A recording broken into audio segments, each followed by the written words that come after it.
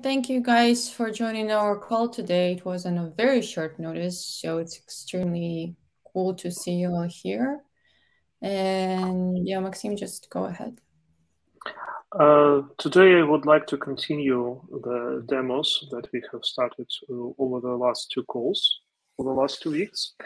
And on the previous weeks, I was showing this chart that explains how all different components across the product lines that technologies and protocols that we develop at LNPBP Standards Association integrate to allow users full experience with working with Bitcoin on-chain, RGB on-chain, Lightning Network RGB, and so on and so forth.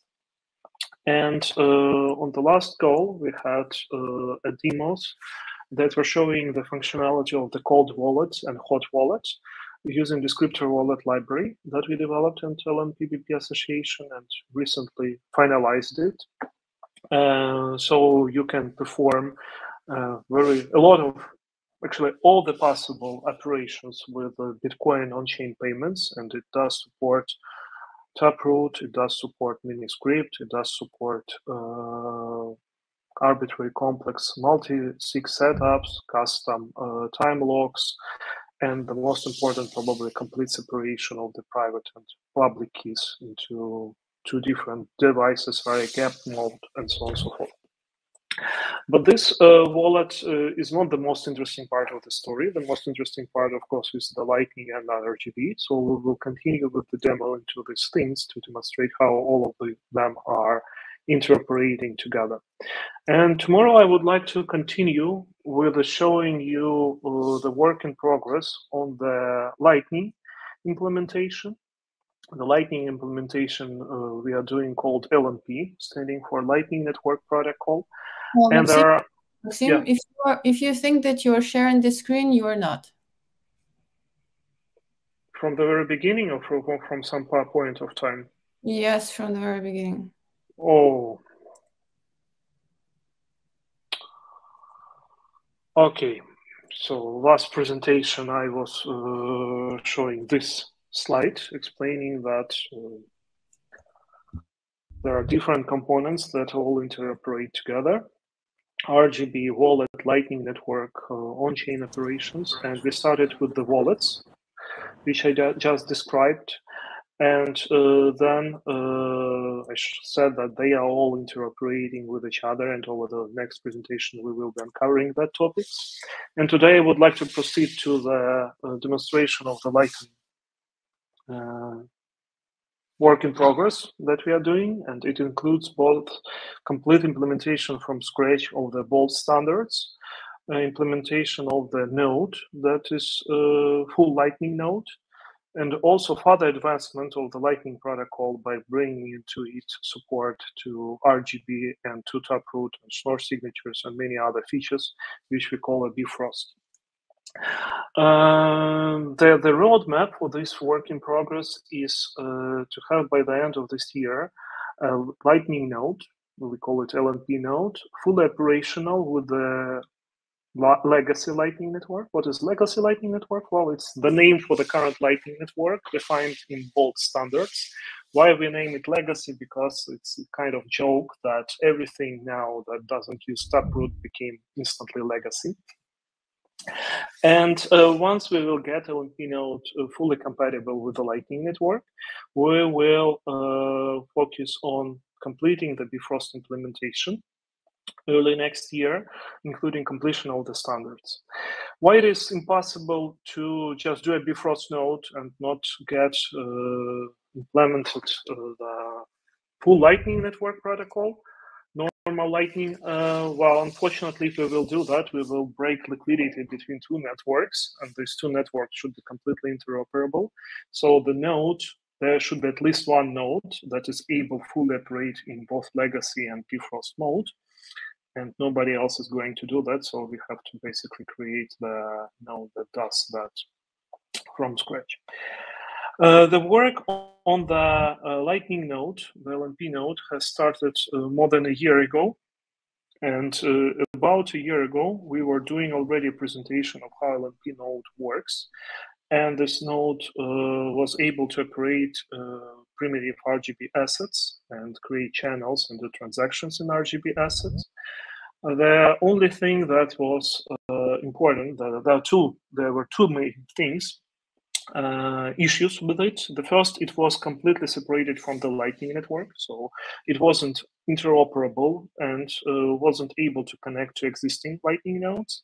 And also it was lacking a wallet functionality, requiring you to manually sign the PSBT funding transactions.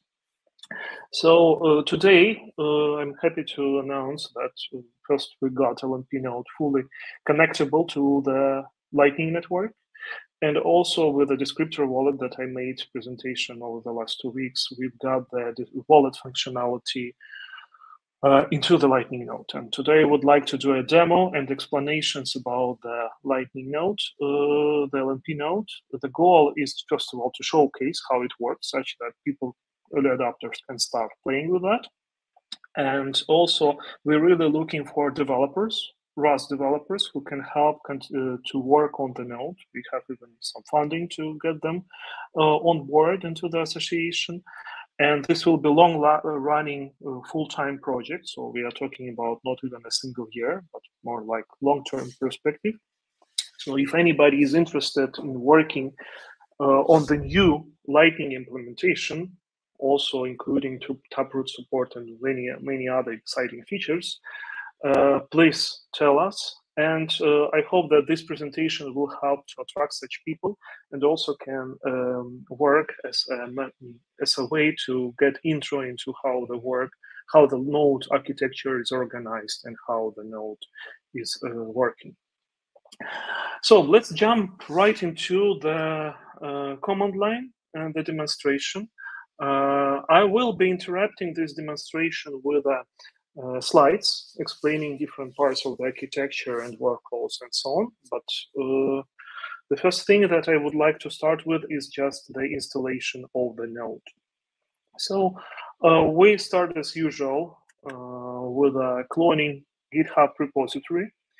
I have the repository cloned locally, but I will be probably removing it for the demonstration purposes. Okay, so sorry, the comments I'm not seeing a screen sharing right now. Maybe I'm the only one. I don't know if everybody else is seeing. We do. Okay, so that's my problem. I tried. Maybe it's not you are seeing. It's not that you are not seeing. It's just a command line which is black. So I will try to make it larger. Do you see something now?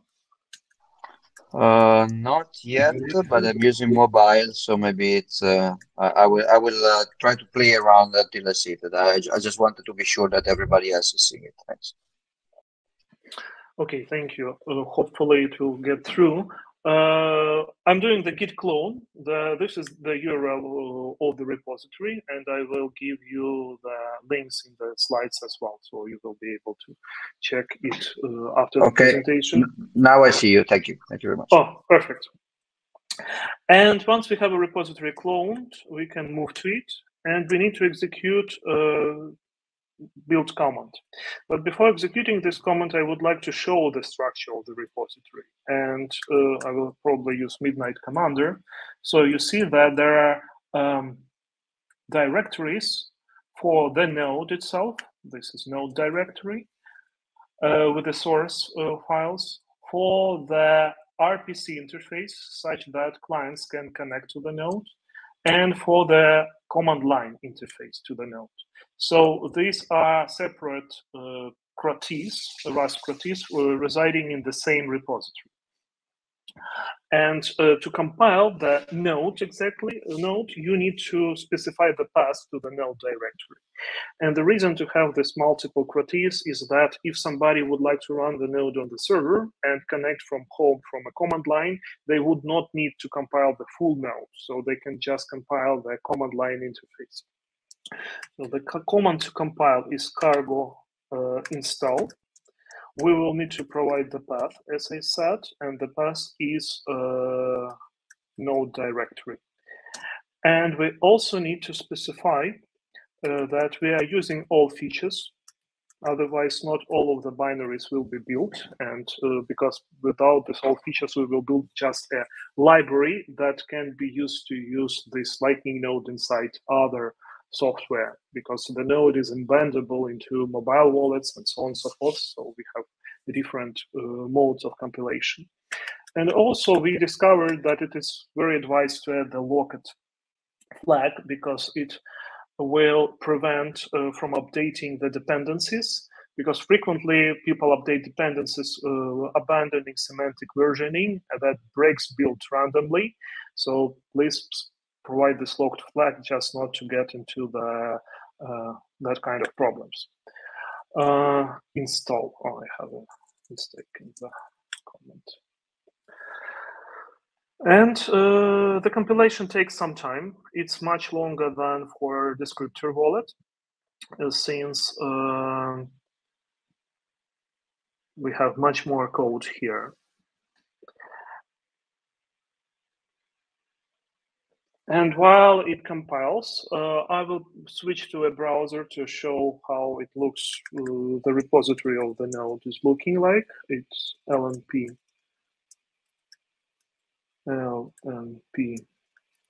Node. Here it is. So we already have several contributors to the repository, and the description goes here with some explanations. However, I think after today's presentation, I will update the README with the proper build instructions and new slides about this node. So as I said, there are repositories for the node itself, RPC, and command line interface. So we are still building. You see that the node includes descriptor wallet. It includes Bitcoin protocol related parts. It includes RGB support. The RGB support is optional. We are compiling it because we are using all features, and basically at this moment RGB is not used in the part that I will be demonstrating. It will be used in Bifrost part, which is not completed yet. And it uses other libraries from the LNPBP association. Basically, probably all of these libraries are the libraries that we've done at LNPBP association to get this thing working. So now maybe it will be more clear why it takes so long to develop systems of that type. And it also uses Minisquare to Bitcoin and all of that stuff.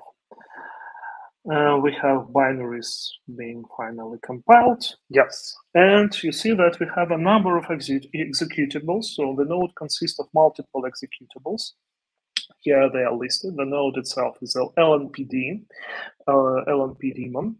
There is a command line interface, and the other daemons which are run by LNPD. So usually you don't need to start them manually. Except that if you'd like to have a multi-server environment and distribute your node across the servers, and that will be the part that I will be talking about a bit later. I will clear the command line and start working with the node from the root directory. To start LNP node, we need to use a command lnpd. And if we will run it without the parameters from the very beginning after the installation, we will not get the node working because it is not initialized. And to initialize the node, you have to create a funding wallet and different wallet-related files for the node. And the node initialization is provided with the command init. Anyway, if you need any help with the node, you just type lnpd help, and you will get a description of the commands. Here you have just made two commands, init and help, and different parameters. I need to pay attention to several of them. First of all, a data directory. Usually you don't need to provide it, but if you will, it will use a directory related to user directory, creating a subdirectory for each type of blockchain we are working on. But if you need to customize, you can use this option. You can customize the Electrum server, but by default, it connects to our Electrum server run by Pandora Corp company. You can also specify a custom key file for the node key. And of course, it's very important that you have to specify the chain that you will be working with. By default, it works with a signet. You can specify also testnet and Bitcoin for the mainnet. And today we will be planning to work with Bitcoin mainnet. Then the next parameter, which is quite important, is the RPC. And this is RPC is the port that node being the interface for the command line. By default, it uses this port number and this IP address. Also, well, the selection of the port number is also interesting because it's a number of emoji for another lightning symbol. So it's a Unicode code for emoji icon. And another important flag is verbosity flag. You can provide multiple V options such that you will have more information about the node operations, which is always interesting to read. So let's do the initialization of the node. LNPD init. I will also use it for the network, which is Bitcoin, the mainnet, and I will also, well, probably that's enough to start operations. And what it will do, oh, sorry, it is already initialized in the LNP Node directory. I need to remove it and start that from scratch. When I do it, it will ask me for the master private key. And the master private key here is actually a private key which will be used for derivation of all private keys used by the Lightning node. It's not just a node extended private key. It's just it should be a master extended private key from the seed phrase because the node key will be derived with a special derivation path. And to get this, I will use a descriptor wallet we have created on the last video calls. And I will use TMUX tool that will allow me to split the command line interface here. So I will read BTC hot wallet from the info from the seed phrase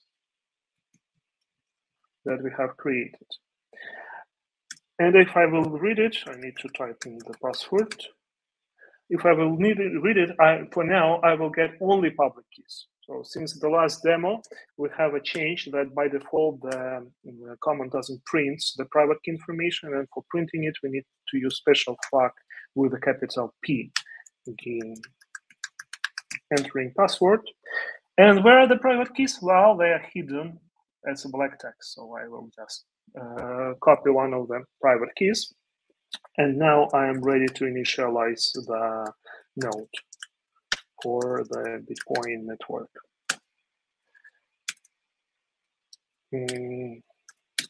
Here we are. So we have created a master account for the Lightning node with this derivation path and everything. As you see, internally, the Lightning node actually uses exactly the same descriptor wallet library as we were using over the last calls. And the funding wallet, what it does is actually creates a funding wallet with a specific derivation path.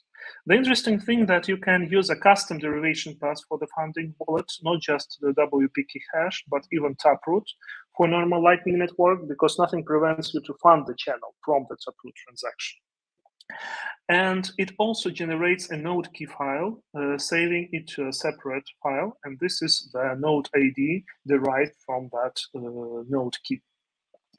And here we are getting a very interesting question where I will switch back to the slides about the derivation thing.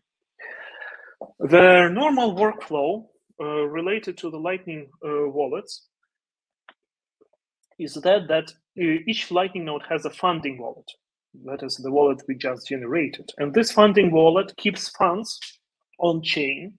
And these funds are used for creating funding transactions, which are also mined on chain. So this is an on-chain part of the wallet. I will probably even put it into orange color to signify that this is on-chain part. I usually use orange color for on-chain part and yellow color for Lightning part.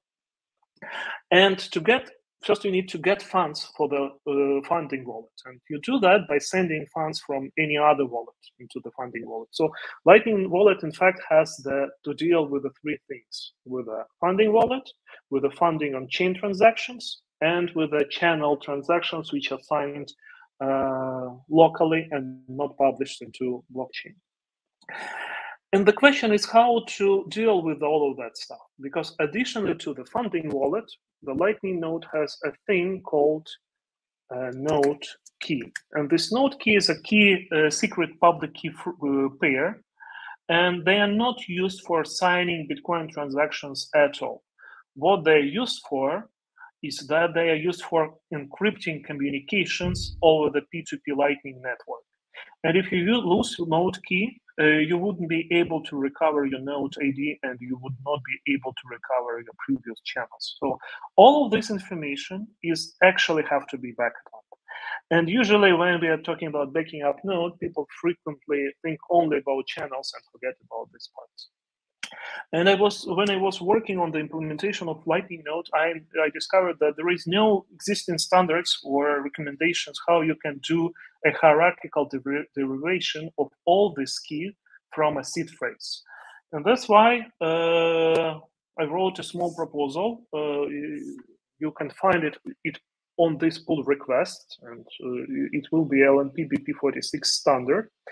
How we can actually structure hierarchical derivation for the node funding wallet, node key, and per channel set of base points.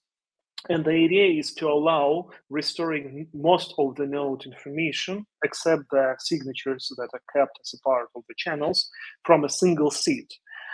The proposal, if you go to the pull requests, not here, not here, LNP-BP standards, and this is deterministic derivations for LNP node. You can read this proposal, and I really ask everybody interested to read it and criticize, because maybe I'm missing something, maybe something can be improved, and please join the discussion, and it will be really nice to have other nodes adopting the same way of hierarchical derivation. Briefly going through the text of the proposal, the idea that we define an extended Lightning key, which is a master key for the node, from which we derive all the other keys. And this is extended Lightning key is derived from the seed phrase using the derivation pass 9735, which actually the Lightning port and the Unicode for the Lightning symbol. And after that, we use it to derive node key, which is chain specific and specific to the node. So you can derive a multiple node keys from a single extended Lightning key and use it for funding different Lightning nodes you're running. You can have per channel base points derived from that. And these per channel base points are also include paths that allow to differentiate the legacy bulk-based Lightning part from the Bifrost part. And the channel number, which is taken from the highest 31 highest bits of the channel ID. So you can basically, because we know the channel ID, you can always restore the derivation path for each of the channels. And finally, the funding wallet, which also consists of different ways how the derivation is happening for the node key, for the change address and for RGB20 addresses and so on and so forth. So please read this. There is a rational section as well, and it will be nice to have your feedback on this matter. But now we have a node initialized, and now we can run it.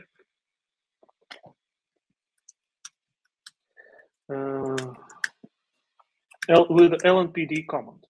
I will use verbose mode, the debug verbose mode, 3 flags, 3 V flags, and I will also use a standard Bitcoin network.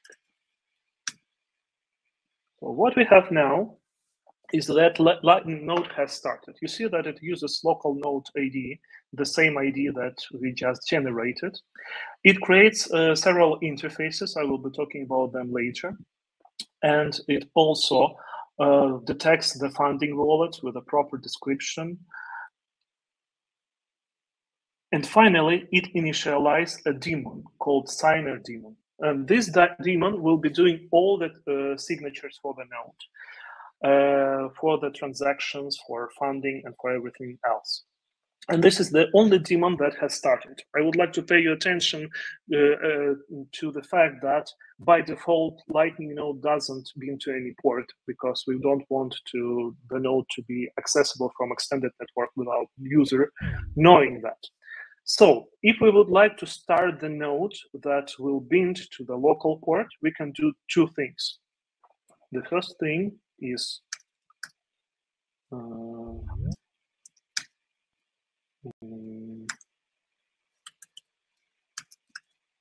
I will split the console such that in the upper part we will see the node interface. In the lower part we will be using a command line tool. LNP-CLI, if we will do that command, we will connect to the node. And I will start with the info command that allows me to get the node identifier. See that it doesn't listen any port. It is uptime 88 seconds, and it has no peers or channels connected. We can use a connect command to connect to the LNP-CLI listen command to listen to some certain port. And we will need to provide also parameters. So I will start with the help. Overall, if we will use LNP-CLI command with the help, we will see a list of all the commands that are available for the node.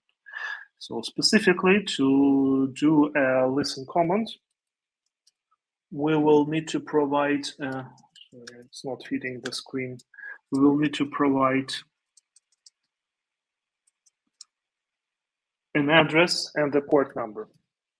So for now, we will use standard Lightning port, and we will bind to 000 address, meaning that we will bind to all the addresses.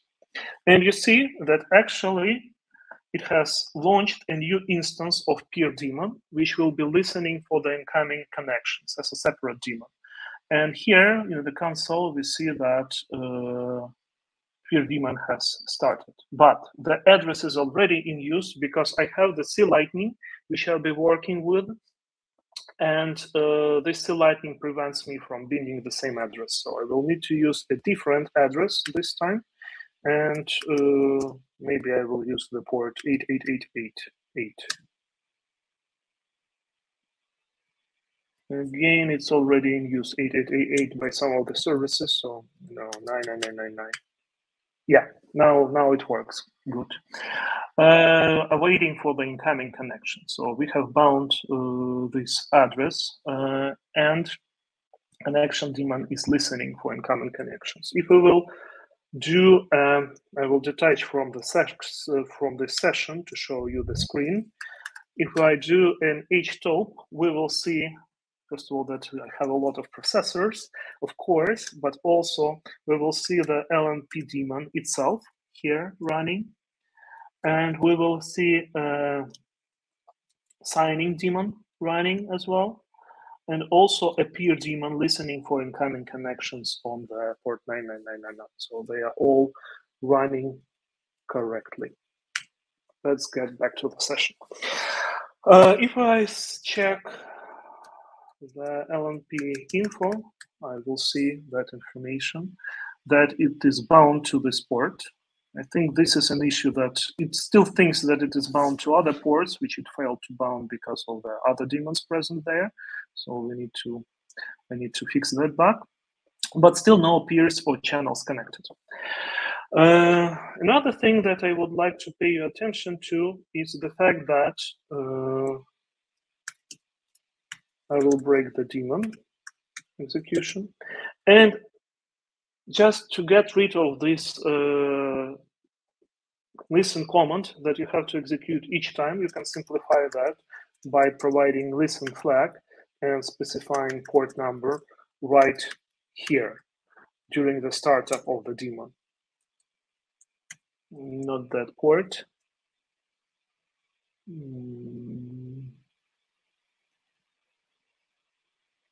How the port is specified? No. I don't remember the command line myself. Help less. So config data chain port. Yes, it should be port. Strange. Maybe I need to put it in front. 99999. The argument port was provided more than once, but it's once. Really strange.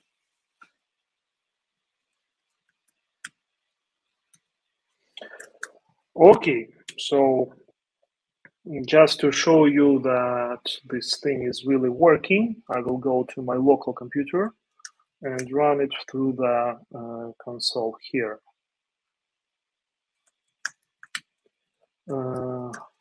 Because it probably conflicts with other stuff on the server. LNPD,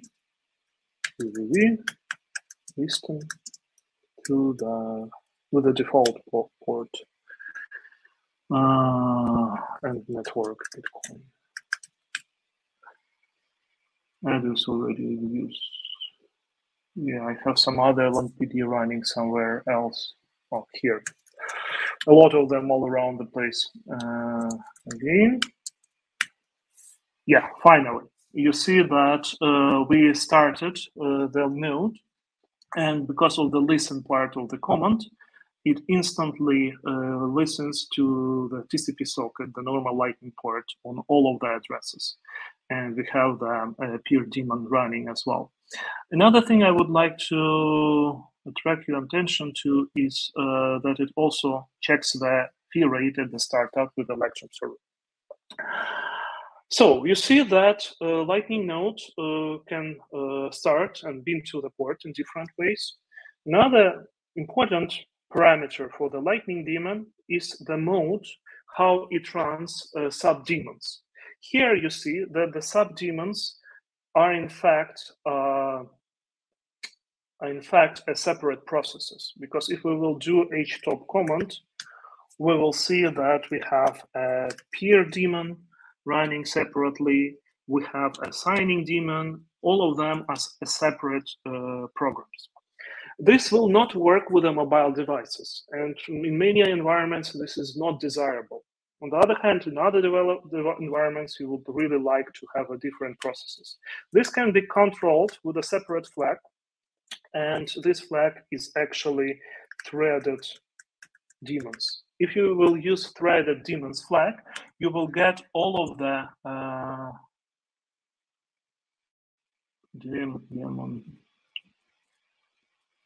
Somewhere I have the typo.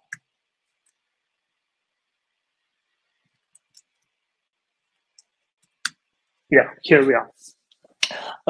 If we will use this flag, we will not have a multiple processes. The whole node will run as a single process, and it will use just a separate thread for each of the daemons. And if we will look again into the htop, we will see that there is no peer daemon running, and the only one is LNPD daemon that has all the daemons inside of it. And in this configuration, you can run LNP node on the mobile devices or in any environments where you can't multiply the number of the processes.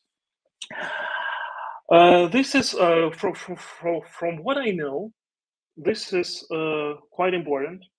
And this is the only Lightning node implementation that is able to run both as a multiple daemons and as a single process, able to work on both mobile devices and in this distributed server environments. So I think that that's a good point and a good differentiation point, additionally to all other features that we have. And from this part of the demo, I would like to move back to the slides and explain the structure of the Lightning daemons how they are related, what work they are doing, and how they interact with each other. So basically, the LNP daemon that we just started is the manager for the rest of the system. And LNP daemon also manages a funding wallet. The funding wallet is a cold wallet. It's made with a cold part of description wallet, and it allows to track the funding cost for LNP daemon. Whenever LNP daemon needs to sign a funding transaction to fund a channel, it uses a sign daemon, and the sign daemon is the daemon that keeps all the signing keys, including the Lightning extended private key, and all private keys are managed by the sign daemon. Additionally to that, we have a chain daemon, the daemon that's responsible for chain communications. Right now, it works with Electrum, and it gets, for instance, a fee estimation from Electrum server. It publishes transactions. It tracks that the channel was not closed on chain, and so on and so forth. And finally, of the system daemons, we have a routed daemon, which is responsible for two functions. The first function is the collecting the gossip information and building the map of the Lightning Network. And the second function is construct a routing routes for the payments. All of these daemons are communicating through a message buses. Message buses are special interfaces made with a zero message queue in such a way that they can operate in memory as a shared memory between daemon threads, or as an inter-process communications over the Linux or Windows kernel, or via TCP sockets. So this allows to spread these different daemons into different machines and different servers, or run them within the single process. That is, again, very important features which I don't know. Well, basically, the other Lightning nodes can't do that stuff because of the architecture thing that can't be simply changed. When we connect the Lightning node, we use an LNP CLI, which is actually uses RPC client library to get to the same message buses and send the request to the Lightning node. Whenever we create a peer daemon, when we start with a listening command, what we will get in result is this. The LNPD for our request will create a new daemon, peer daemon, which will open a port.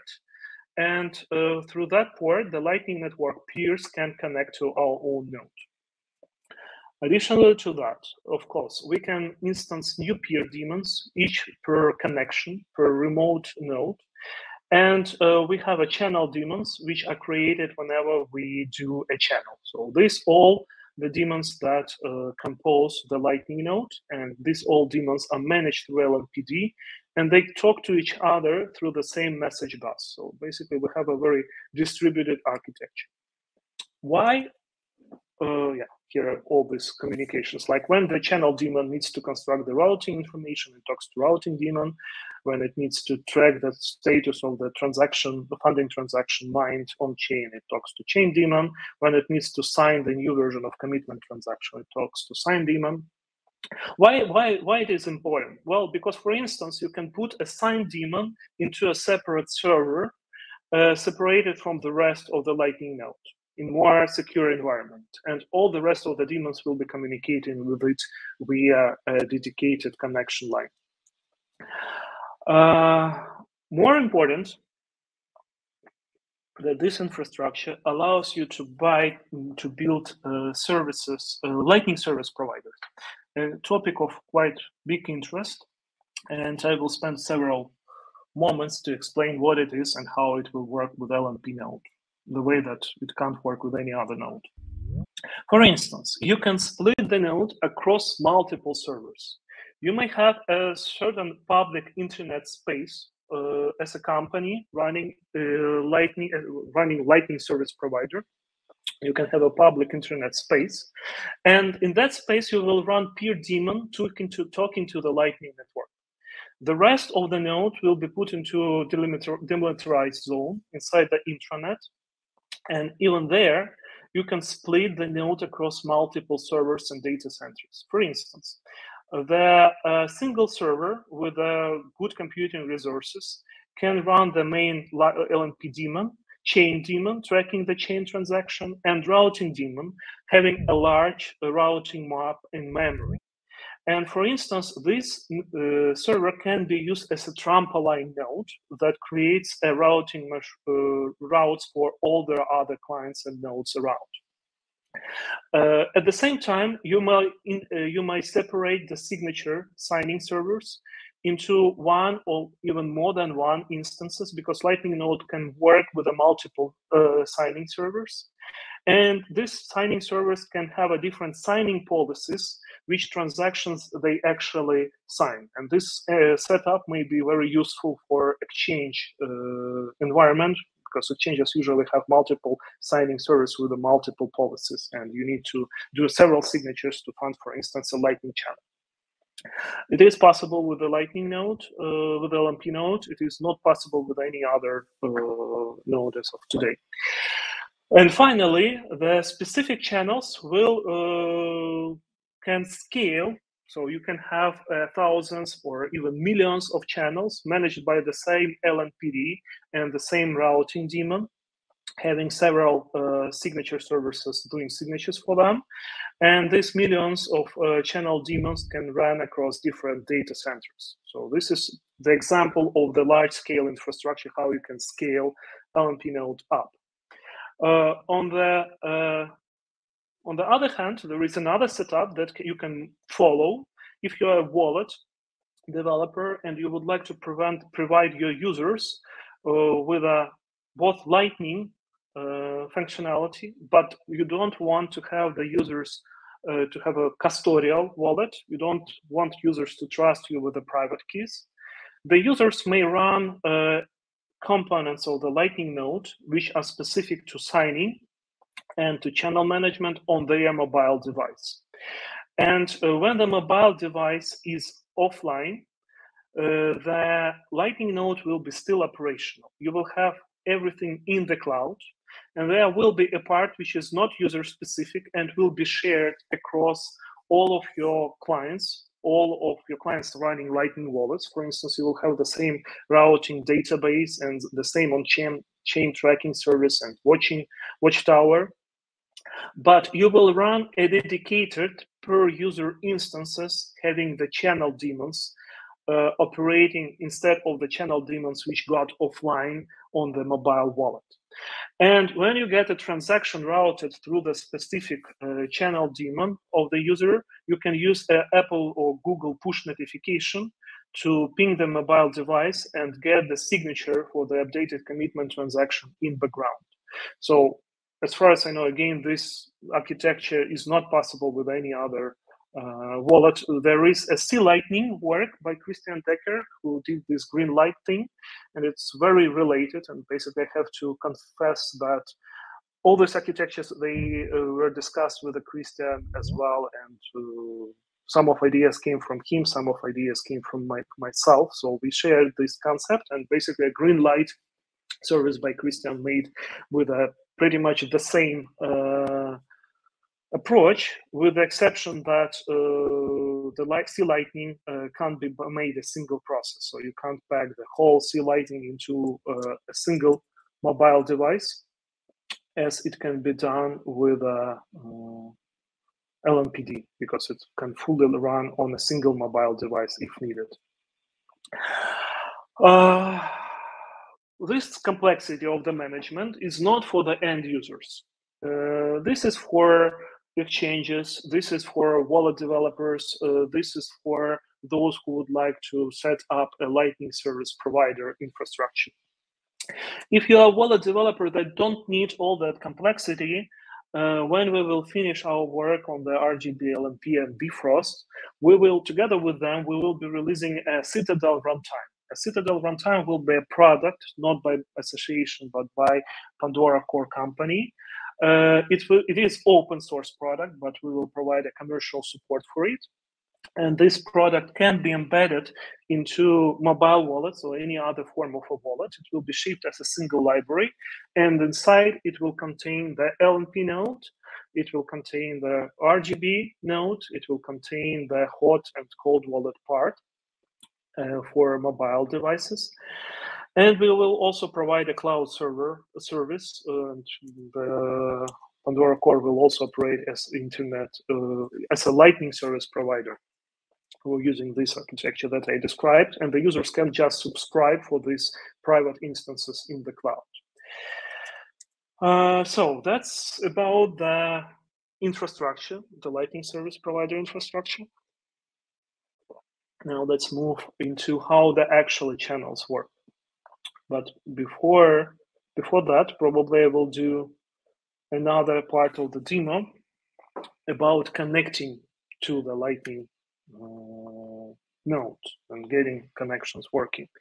I would like to check that is the screen size here sufficient for the auditory audience, or I need to increase it? Probably it's better to increase it. Well, it's okay for me. Well, here right now it's definitely okay if you ask me. Yeah, it should be fine. Okay. I will start the second console here. So you tap. And this will be my local computer, local machine, where I will use, where I will create LNP node. And this is the server where I have a C Lightning already running. So I will use a Docker. It is being run in the Docker. And I would like also to let you know that we have a special repository with Docker images for Bitcoin nodes, Lightning nodes. And if you need to repeat this demo, you can go to GitHub LNP-bp Docker. You can just clone this wrapper and use Docker compose files from here for mainnet, signet, testnet. This will include the Bitcoin daemon, elements daemon, Electrum, and Lightning, and we will add LNP node to it as well. So here I'm running one of these containers, and I will be checking the logs coming from the daemon. Right now, the C Lightning is operational on the mainnet. It just detected a new mined block. It constantly polls for updates on the fee rate estimate. So this is just a noise that is debug information. And here I will be running the LNP node. In the verbose mode over the Bitcoin mainnet. Well, we do not need to get it listening because nobody will connect to I'm behind the NAT. It's not installed globally, so I will change to the repositories LNPBP LNP node, and I will use the path here local with the same parameters. Yeah, happily running the node. And I will use the command line to manipulate that node. So I will open another console, increase the font size.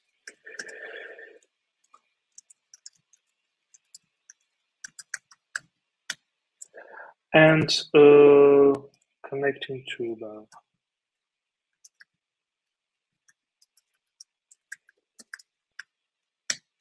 yes, I have the information. So here is the node ID.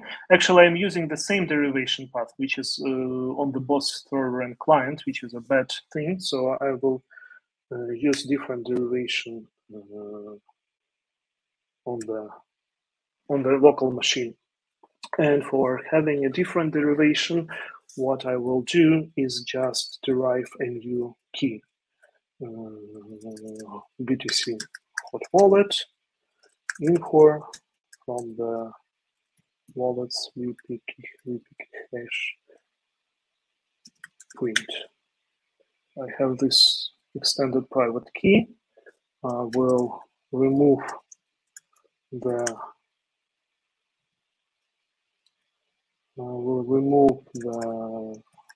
node keys, LNP Node, all of them.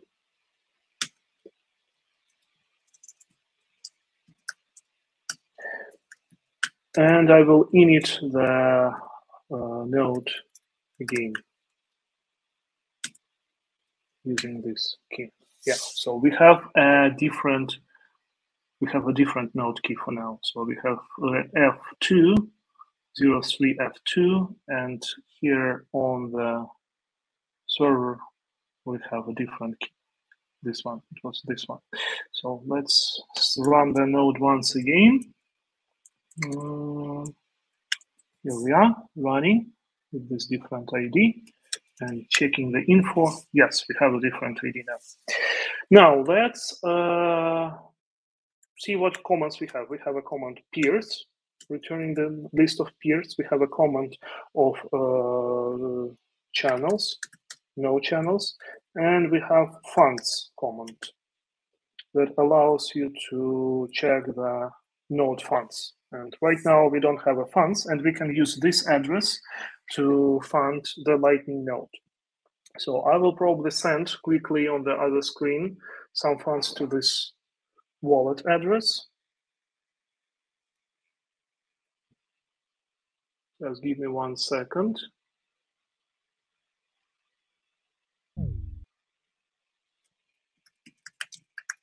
And while the transaction will be mining, we will proceed to the other part of the demo. So I will send 0.0005, no more than that, 23 USDs, even more. Okay, send.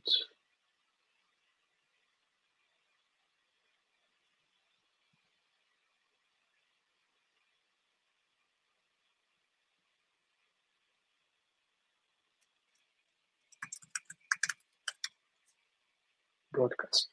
Okay.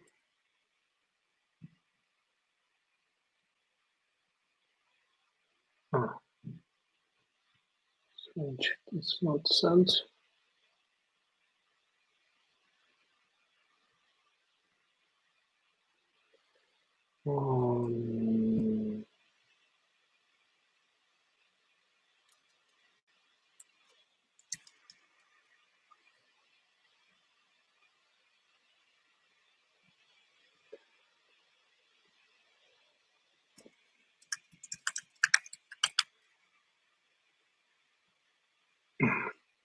Have some issues with my local Electrum wallet because it has an unpaid RBF transaction. I will remove it. Trying again. Do you need to receive Lightning on this wallet, or No, I can send it? Don't worry. Just give me 1 second. No, it's not Lightning. It's a normal funding transaction on chain. Probably it will be easier to do it with a descriptor wallet, but I don't have funds on the mainnet with that. Yeah, transaction is sent. Okay, so this is the transaction. If we will look to the block screen, we will see it. This is the funding transaction. Not yet. Yeah, now it's unconfirmed. And we are paying to the address, which is this 7XMVW. 7XMVW. Okay, perfect. And now, if we check for the funds, we will see that the node see the funds arriving to this funding node and provides us with the next address if we need to provide more funds to the node. So, okay, now let's go to the connectivity. And for the connectivity, we will use a connect command. By the way, in this console, we see that funding wallet is operational. It checks the funds, it does all the stuff, and we can read into all the details. I will create some white space to see the next section of the demo. And here we see Lightning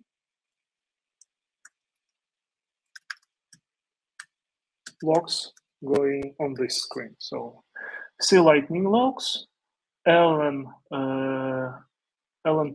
logs, and the command line tool to work with the LNPD. So I will be connecting the Pandora network C Lightning node. And to do that, I need its key. It's saved here. I have it in the here. This is the address I will use. So I need to provide an address. I need to say connect the node address and the IP address. The port is standard, so I will not be using it. And I will run. So we see that a new instance of PeerDaemon is launched, but it can't connect to the node as always, because I think that I'm using the wrong key. It's not the key that is C Lightning 1. I need a different key because it's a different port number. It's LNPD key. Let's see that. Here it is. This is the correct key. And let's do it once again. Yeah, it's a different one. And we have connected to the Lightning node. If we will check the information from here, we see that the new initializing connection to the remote peer, the new PeerDaemon has started and it's became operational. And on the other side, we see that connection into the C Lightning from our node, and we've got through the initialization of the connection. If we will do now the command to check the peers, we will see that we are connected to this remote peer from this node.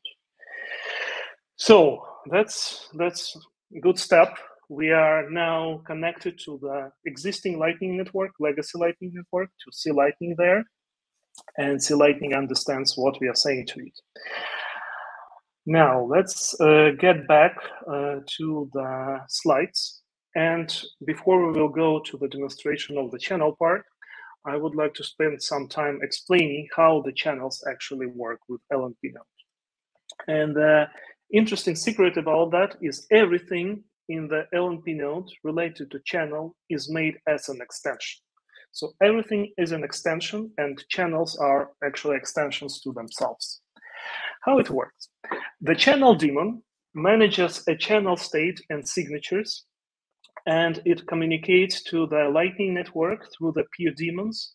It also uses signing daemon to do signatures, to check mining status with the chain daemon, and routing, construct routing information with routed daemon. But internally, the channel daemon consists of a channel of business logic, that is some channel core business logic, plus extension, plus extension, plus extension, plus some other extension called finalizer. And these extensions are organized into a pipeline. So each channel daemon internally is basically represented by a pipeline of extensions. And the main task of that extensions is to store this state and signatures. Actually, when you're running through them, all of them are updating their state, and to construct the transaction graph for a channel. And here, important part is that we do not have a fixed transaction graph.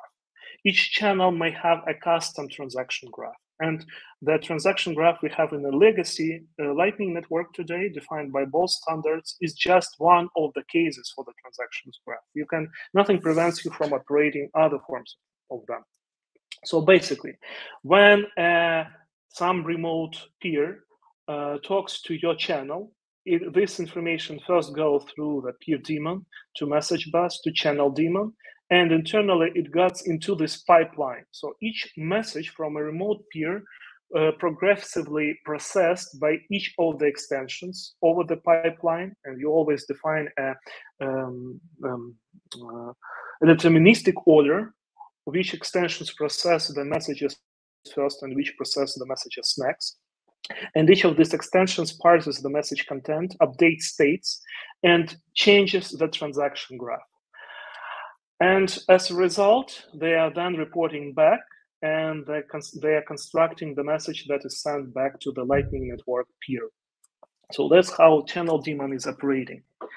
And everything in a channel is an extension or a plugin for short.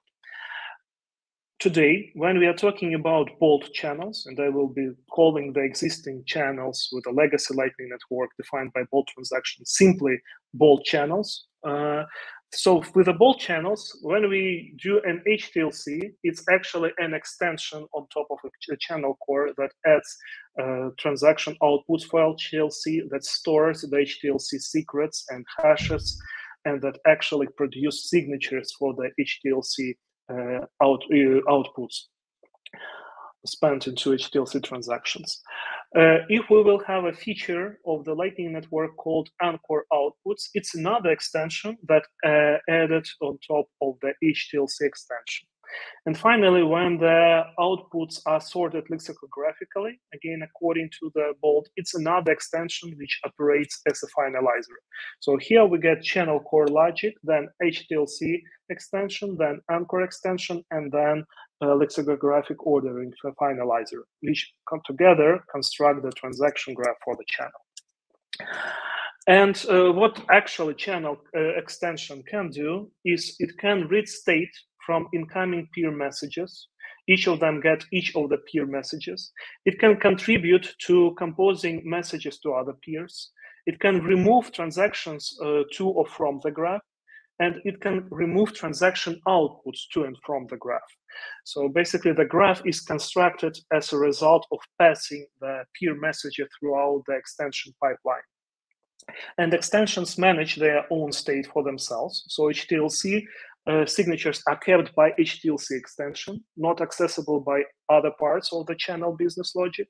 And the channel daemon orchestrates the state saving, restoration, and backups across all of the extensions. I will quickly run into the code to demonstrate how this looks like in a real life. And if we will look into the LNP core library, which actually implements all of that logic, we will see that the channel, this type is a channel. This is the Lightning channel, and this we will have the same type for the bolt channels, for the Bifrost channels, for DLC channels, for everything. It's just a single structure that consists of a core, we call it constructor, which consists of a set of extensions organized into a queue and a set of finalizers called modifiers here, which finalize the transaction graph. And the structure of actual channel is defined by certain nomenclature that allows you to specify default extenders and many other identity, and which will allow each of the extensions constituting nomenclature to participate in getting updates from the peer requests. Each of the channel extensions are managed by this API. They have a channel state, and they can apply the state to a channel transaction graph. So that's a very simple and straightforward API, but still it is very powerful. So this is a overall channel structure which is defined at the root channel. And then we have a different channel types here as a part of LNP library. This is a bolt channels for bolt specification, the legacy Lightning Network, and some future channels that we will be working on in the future. Also, there are some shared parts like BIP96, which is a lexicographic extension that does the lexicographical ordering because it can be used by different types of the channel. So let's look into the extension structure on the example of the BIP96. Again, it just at the end of the construction of the transaction graph, it reorders all of the inputs and outputs according to the lexicographical order as demanded by the bolt specification. So we just created empty struct because we don't have any state to manage here. And we implement the extension API for it, defining the identity of the extension. And the identity of the extension defines the order in which the extension are applied. So here we have an identity of 1000, which means that it is applied after the rest of the extensions. After that, we process message from peers. And here we do nothing because none of the peer messages modify anything in the lexicographical ordering. But in the future, if there will be a bold feature or opting in for getting the read of the lexicographic ordering, we will just add code here, which will read this information from the specific message and update its state. Are we applying lexicographical ordering or not? And at the very end, when we do apply the extension to the transaction graph here, we are getting transaction graph.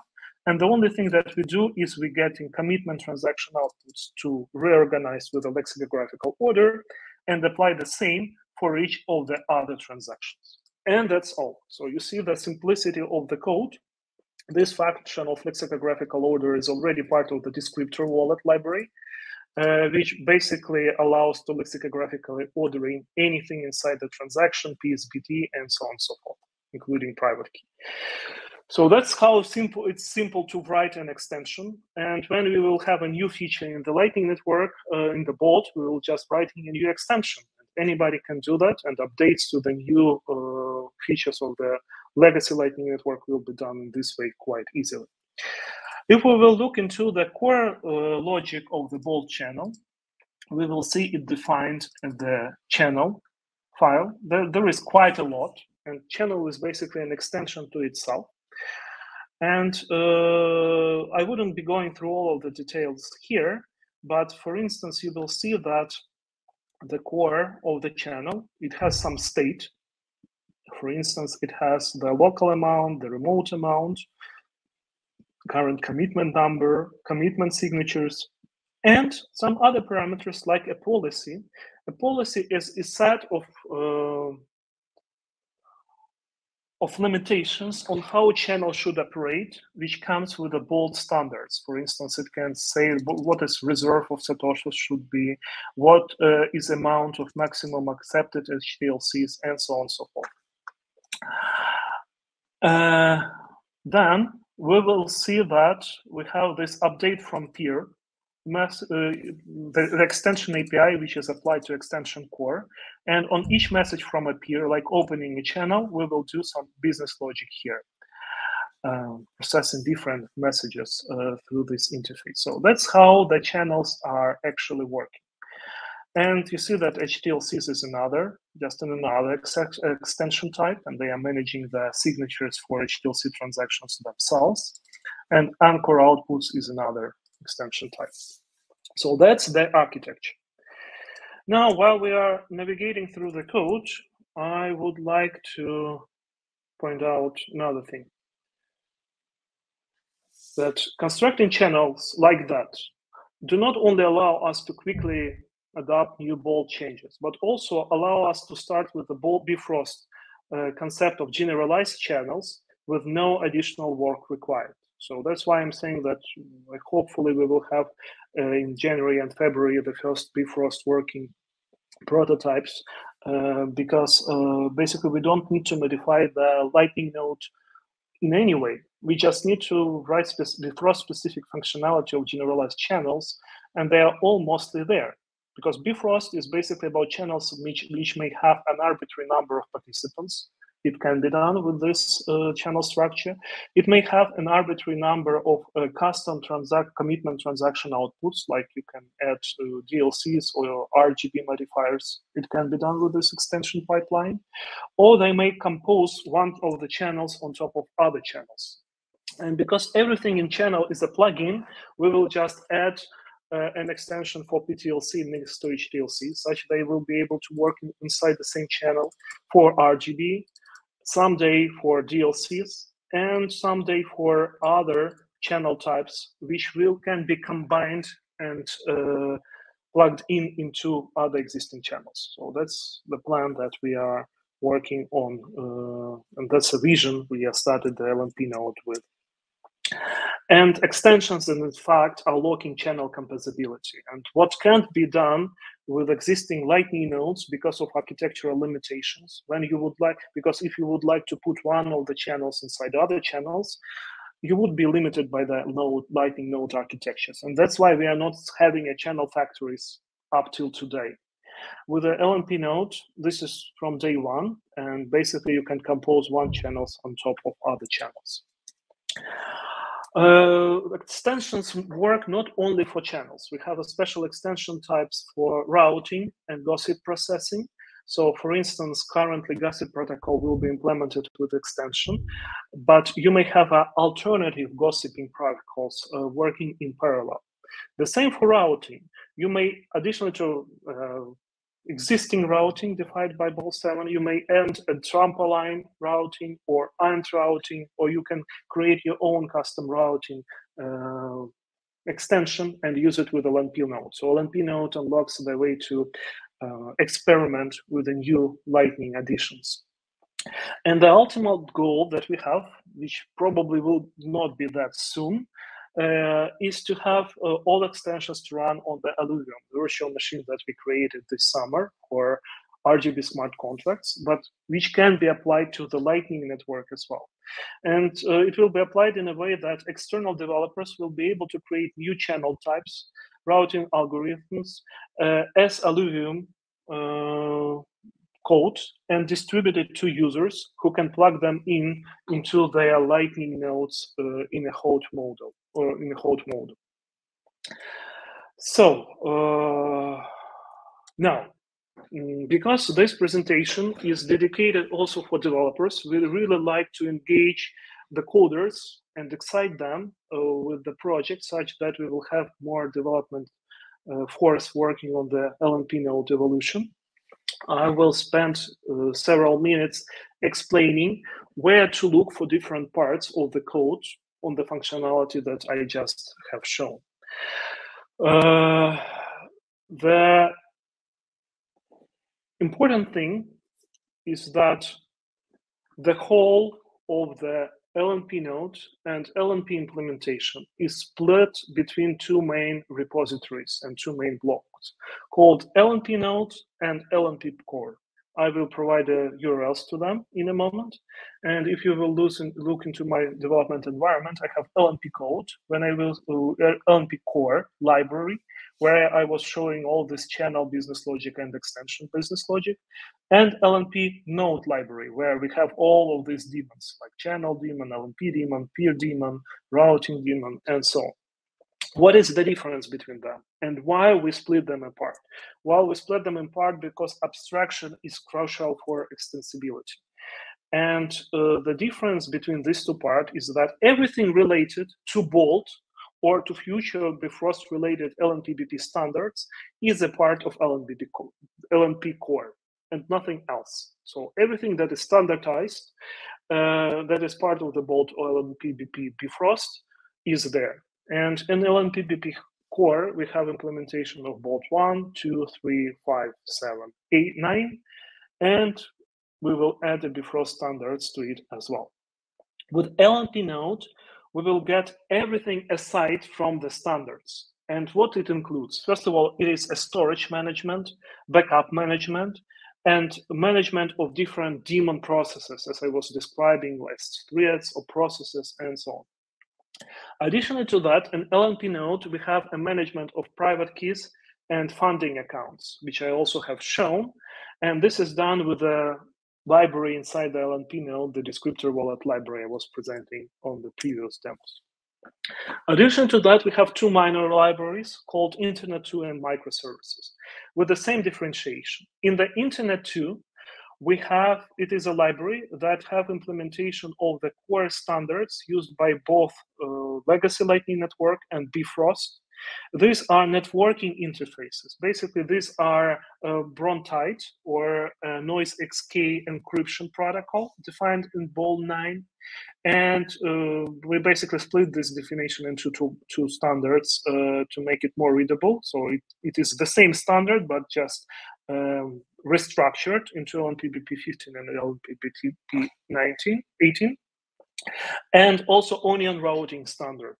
That is the part of Internet2. So this is a low-level network communication stuff, which is not Lightning Network specific. So that's why we separated it into a dedicated library. And the second library is Microservices Library, which is responsible for network connectivity, and that service message bus that integrates all of the node components. And this is a separate library from LNP Node because this functionality is shared and will be used in RGB Node, in Citadel Node. So we reuse this library, and this library allows us to integrate all of these nodes into a singular runtime, like in mobile wallets, or here with Citadel Runtime that will be shipping to all developers in the future. So these are URLs for developers. For those who are interested to look into code, each of these libraries has its own URL, and this is a short definition of what each of those libraries is doing. And finally, because we are running out of time, I have only 5 minutes left, but I still will show you the beginning of channel operations, and we will proceed with the rest of the channel operations of the next demo. So I will do the white spacing again, and I will try to establish a channel. To establish the channel, I am doing the channel command, and I need to provide again the node information, the actual public key of the node, as in any other Lightning node, and amount of funds I would like to assign to that node. So if we will check the funds, yeah, we have 100,000. So I will use 50,000 of them to establish the channel. So again, let's see what will be happening here and what will be happening here with that command. So, oh, not connect channel. Sorry.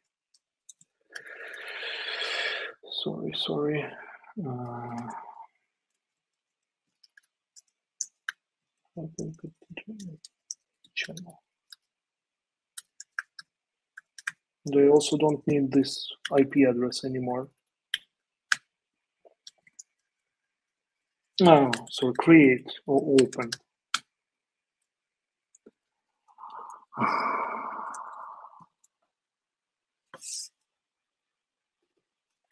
It's always hard to do in a rush.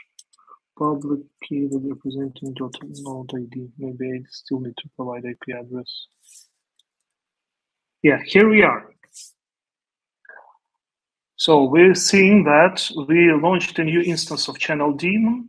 We derived base point with a signature daemon. We connected to the remote peer, and we started proposing a channel to the remote peer.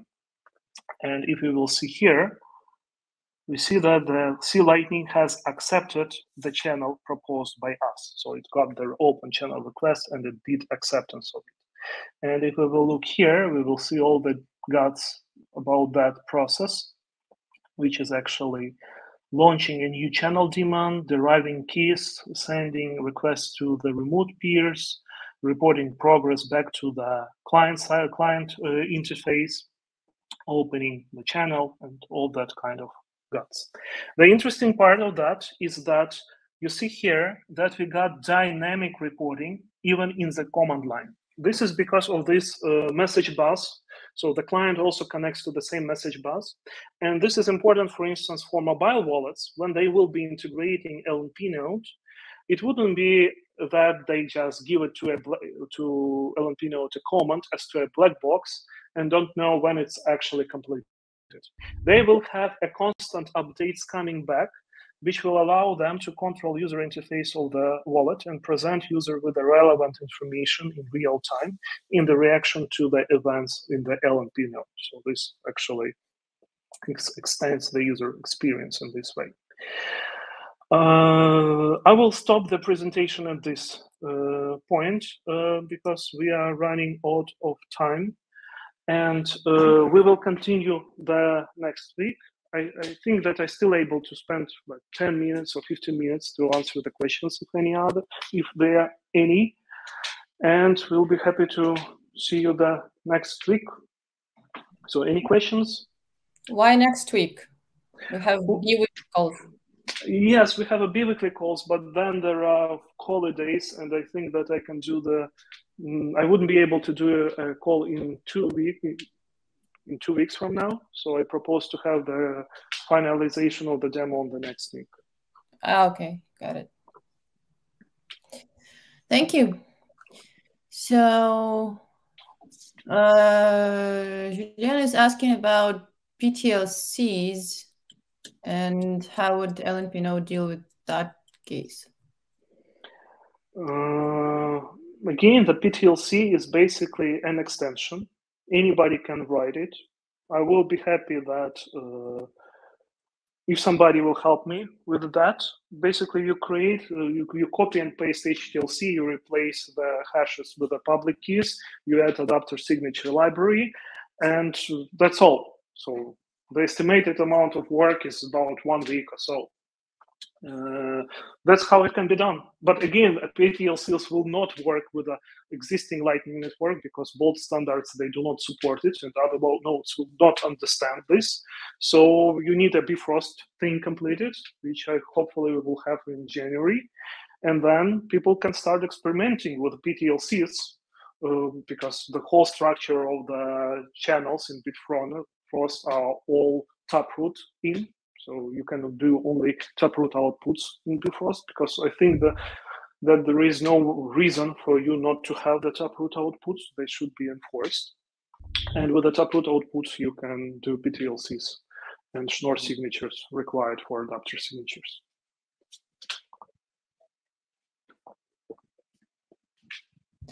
There was also one question on Twitter.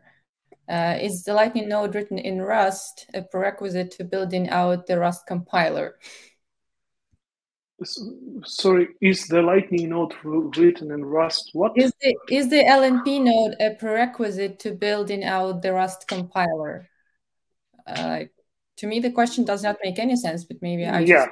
Yeah. It's Rust compiler who compiles the LNP node, but maybe it's a joke. Like, can we compile a Rust with LNP node? No, we can't. They were other way around. Okay. I have one question, Maxim. Yeah. I was just wondering, what is the reason for maintaining backward compatibility with the LNP protocols, given Bifrost is supposed to be almost a superseding of the protocols, so that you can do multiple things over Lightning? The main point is liquidity. So the existing Lightning network has a lot of liquidity and networking effect. And if the Bifrost network will be fully isolated from it, we will need to start from scratch with the liquidity and networking factor. The idea is that Bifrost will be an isolated set of standards and dedicated connections between nodes, but it will be the part of the same Lightning network, having access to the whole Lightning liquidity, such that you can have payments where part of the payment will pass through Bifrost channels and part of the payment may pass through the legacy Lightning hops. And this will work all together. And to have all of that, we need to have a node that may have one channel in Bifrost, incoming, for instance, and outgoing channel in Lightning. So there should be existing at least one node that supports both legacy network and Bifrost. And because any existing node would not implement Bifrost, the only way we can have such a node is just to add legacy support to LNP nodes. Okay.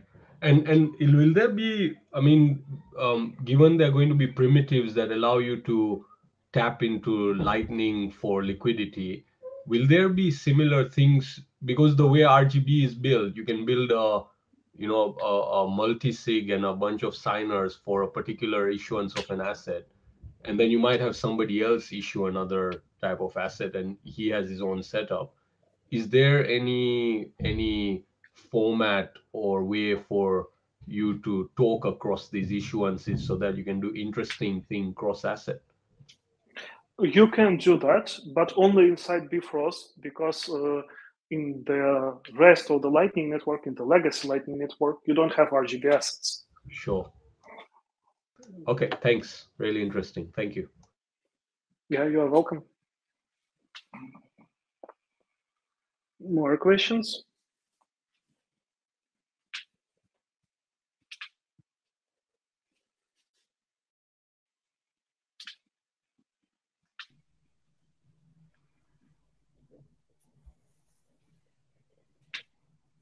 I know that the presentation was quite hard and low level. Yeah.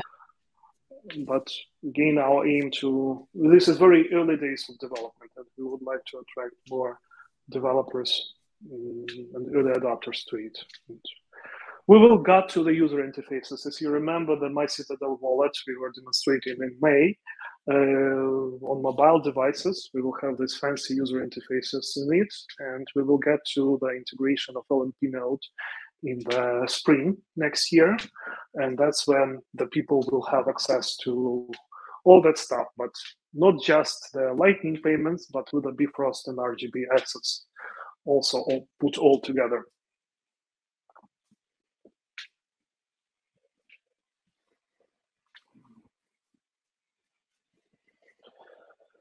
Okay, I think we can wrap up then, if no questions are incoming. I guess not for now. Many people say thank you. Thank you for listening and watching. Yeah, great job. Thanks a lot and have a nice day.